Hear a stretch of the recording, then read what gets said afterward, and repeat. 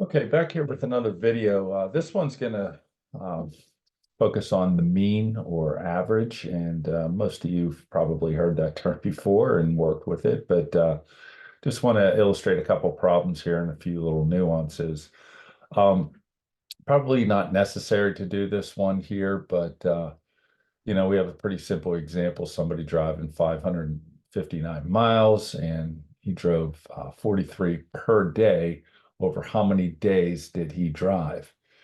Now, you know, they're already giving you the mean here, right? So if I would, kind of write out here, um, oh, I don't have my Illustrator activated here. Let me see if I can go ahead and do that. So if I come over here and I write out the mean, right, is 43, okay? And that is equal to this total, right, which is 559, right? And if I knew the number of days, right, I would just divide the 559 by the number of days, but they're asking me to find that here. So I'll just let that, be the variable X here, or I could have let it be D or whatever. So we have some simple, proportion here. We'll just cross multiply and get 43. And I don't think it's necessary to do the rest of this after I write this out. Boy, that's pretty bad, but oh well. I'm using my mouse. I should get a stylus here and get set up for that, but don't do this that often. So anyway, so obviously the next step here would be to divide by the both sides by 43. So I'm just going to go right to the calculator here, and I will take the 559 and divide by 43 and hit my equals here and get 13. So, I'll just hit the solve button there. And there we have 13 here for the solution for that one. Okay, so, this one here is computation, involving the mean, and you might have to, find one of these variables, either find the mean or find the total, or find, in this case, like we did, the number of things that we used to compute the mean. In this case, it was the number of days. Okay, so I think those are pretty straightforward. Just you got to remember how to set up a proportion here and solve it algebraically. As far as other ones like this is maybe a little bit more challenging here. They refer to these as tabular data, and I'll let me see if I can get rid of that here. Sorry about that. I'll go ahead and clear those. Okay, sorry about that.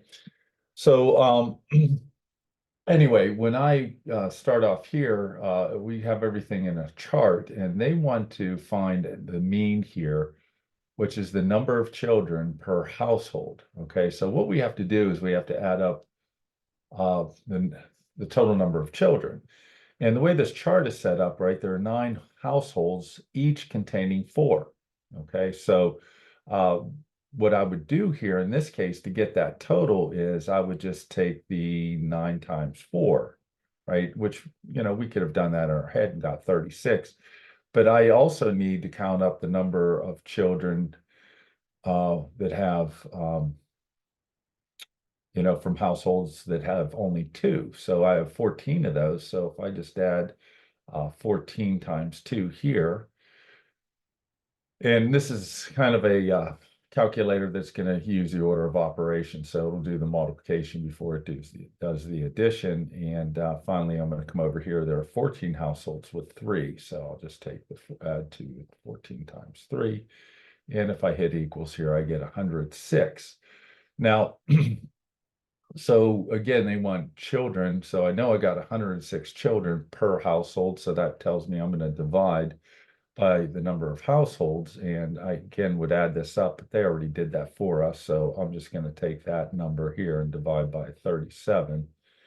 And there you go, 2.86. And it says to round to at least 1 decimal place. So we'll just go ahead and do that. So that's going to be the 2.9, and I'll hit the solve button there. And sure enough, there we go.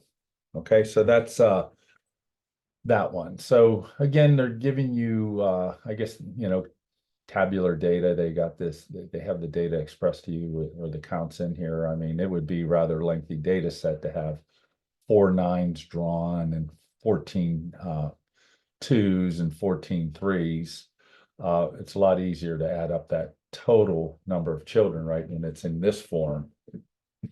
Okay, instead of, again, if I had 9 fours written out and 14 twos and so forth. All right, so let's get into one more here, which I thought might be a good idea to go over, and that is understanding the mean graphically. So you're going to be given a problem that, or a chart that looks like this. And this is going to be the computed mean. Now, technically we could go over here and say, okay, well, what's the height of this bar? 1, 2, 3, 4, 5, 6, 7, 8. And then determine the height of this bar, which would be 6 if I count it up here and take 7 or 8 plus 6, which would be 14. And since I have 2 bars, I divide by 2. That means that this bar is going to be at 7. So I would move up 1, 2, 3, 4, 5, 6, 7. Okay. But notice the way these bars are relative to this horizontal line here. This is 1 down and this is 1 over, and they kind of cancel each other out. And that's kind of the aim of these problems here, is to try to get to that balance point, if you will. And so if I'm 1 over, look at that as a +1, and this is 1 under, look at that as a -1. If I combine those, I get 0. That's going to mean that this height of this bar is going to be the mean. Okay, so again, I'll go ahead and solve that for us. If I hit my solve button here, I guess it is. Oh, I'll check it. Okay, and by having that at 7, I positioned the bar correctly. I guess that's all the feedback it's going to give you.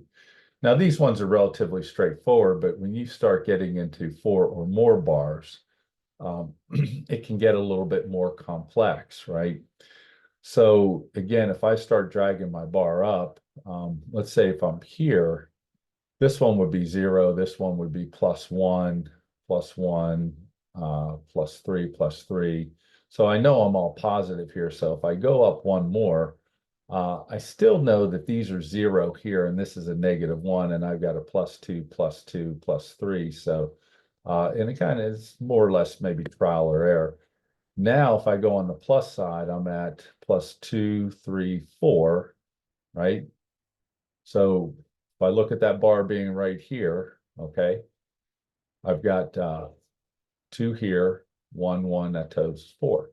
But I have a -1 here, a -1 here, and if I'm working for this bar, I have a -2. So a -2, -1, -1 is a -4. So +4 and a -4, that should do the trick. So if I hit my solve button here, I guess it's not going to show the line this time. I'm going to go ahead and check that and see. Sure enough, that one is correct because of the position of that bar. Okay, so that's more or less what you have to do here. Technically, I guess you can go ahead and take and add up the heights of all these bars and then divide by 1, 2, 3, 4, 5, 6 bars. Divide by 6, and you'll still get, again, be the height of this bar here. And I don't know. I think the trial and error, inching it up one at a time and try to cancel out the numbers is probably the best way of doing it. But there are 2 approaches. So there you go for that one. And good luck on these, and we'll be back with another video.